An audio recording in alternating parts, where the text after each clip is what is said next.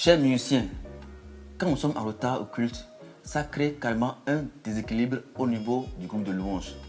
Ça veut dire quoi?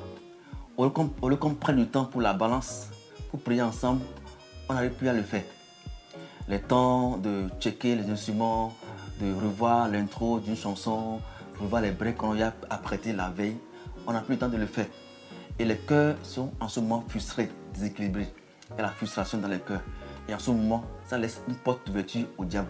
Pourquoi? Parce qu'on n'est plus unis. Celui qui a été à l'heure se met en colère contre celui qui est venu en retard. Et ça crée carrément une désunion et l'ennemi s'installe et crée une confusion totale pendant le culte. Voyons un peu dans la Bible ce que Dieu dit par rapport à l'unité quand il s'agit de servir le Seigneur. Dans 2 Chroniques 5, versets 13 à 14, je lis. Lorsque ceux qui sonnaient des trompettes et ceux qui chantaient s'unissant d'un même accord pour célébrer et pour louer l'Éternel, faisant retentir des trompettes, des cymbales et autres instruments, et célébraient l'Éternel par des paroles, car il est bon, car sa miséricorde dure à toujours. C'est en ce moment que la maison de l'Éternel fut remplie de nuées.